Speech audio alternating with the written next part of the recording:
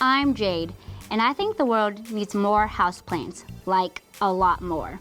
In fact, I love houseplants so much, I turned my hobby into a career with my own plant shop. Whether you're plant obsessed or a total newbie, I'm here to help.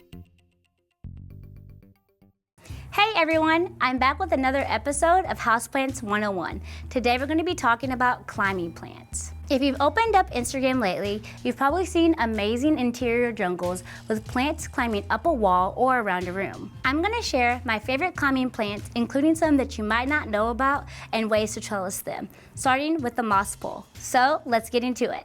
Many trailing plants can also be trained to climb. This is because these plants have aerial roots, which in the wild attach to trees. But you can train them to do the same thing inside by using a small trellis or post covered in something that they can climb, like rough bark or moss. You can find wrap poles for sale at most houseplant stores, but it's easy to make your own. The easiest way to do this is to make a coconut core pole. All you need to make this is coconut core, a stake, and some twine. The first thing you want to do when starting your moss pole is to stretch the cocoa core that you already cut up. This way it makes it easier for when you're trying to roll it into that bamboo stick.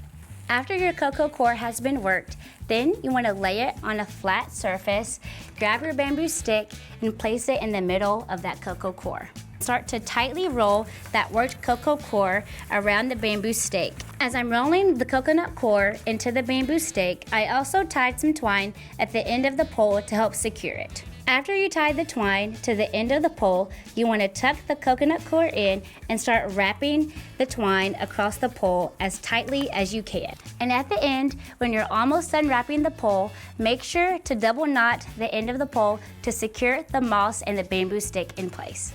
Now, this moss pole is ready to go to stick into your favorite binding plant. If you don't like the look of a moss pole, there are lots of other options, from a trellis to a dowel to even a plank of wood. Using a trellis or a wood pole also allows you to swap out the support more easily than a moss pole. Now that we covered some trellis options, here are my favorite climbing house plants. First, let's talk about the Hoya family. You might have seen this plant in your grandma's kitchen, and there's a reason why it's been popular for generations. This is a plant that can live forever, take some bright, intense sun, and it's an easy trailer or climber. Hoyas are also known as wax plants because of the waxy appearance of their leaves. This plant requires lots of light and humidity, so it would be the perfect addition to a bright sunroom or even a bathroom. This plant likes to dry out completely in between waterings.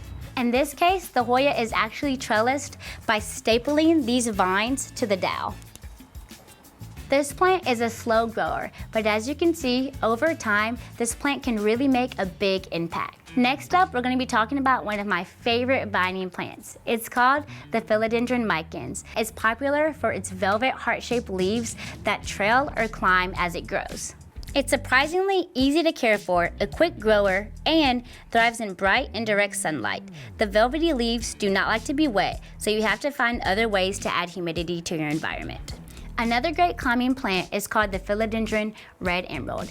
This plant is known for its red stems and long heart-shaped leaves. In the wild, this plant can climb up to 60 feet, but indoors, it still gets pretty tall. It usually maxes out at 10 to 12 feet. This plant doesn't like to have wet feet, so it's better to err on the side of underwatering versus overwatering. It can do well in medium to bright indirect light, but the stems will be more vibrant if it's receiving more intense light. The Philodendron pink princess has taken the houseplant world by storm and is a highly sought-out plant baby. This plant is known for its pink variegation, which is why it's harder to find these days. The good news is this plant is relatively easy to care for. It's a super quick grower, loves bright indirect light, and only needs water about once every 2 weeks.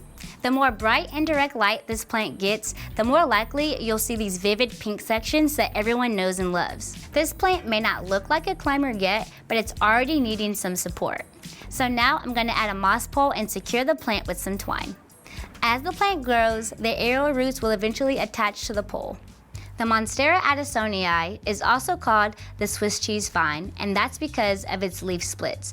These holes are also called fenestrations, and they're a little more delicate than the ones that you see on a typical Monstera deliciosa. This plant grows quickly and easily climbs a moss pole or trellis like it's second nature. It also looks amazing in a hanging basket. This vine prefers bright and direct light. Watering is the trickiest part as it likes its soil to be kept moist but not soggy or wet. When it needs to be watered, it will give you a visual cue and the leaves will start to droop. Pothos is one of the easiest houseplants to grow. It was actually my first houseplant ever. This plant is a fast grower and looks great in hanging baskets. Golden pothos is also one of the most common varieties. This plant is such an easy propagator and grows roots quickly whenever you place a cutting in some water. This pothos can tolerate anywhere from high light to low light. The more light it receives, the more variegation the leaves will have. Let the soil dry out completely between waterings and watch it grow quickly. The Rhaphodora tetrasperma is also called the mini monstera. Well, because it looks like a mini monstera.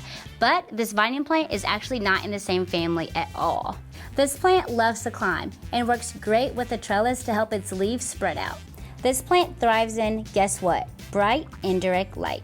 They'll survive in lower light conditions, but the plant won't get its characteristic leaf splits. Since it's such a vigorous grower, it needs to be repotted at least once a year to keep it happy.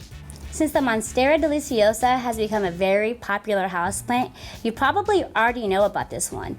But what you may not actually know is that this plant is a very large vine. These plants can get really tall in the wild. Think as tall as a building, but indoors they can reach up to 6 to 8 feet tall as well. To help these plants reach its truest height potential, you're going to need a moss pole or a trellis to keep them upright. The Monstera deliciosa loves bright and direct light, so keep it a few feet away from southern, eastern, or even western facing windows. So, I've shared some of my favorite climbing plants. Now, what did I miss? Share some of your favorites in the comments below. Don't forget to like this video and subscribe to Handmade for more plant tips. I'll see you next time. Bye!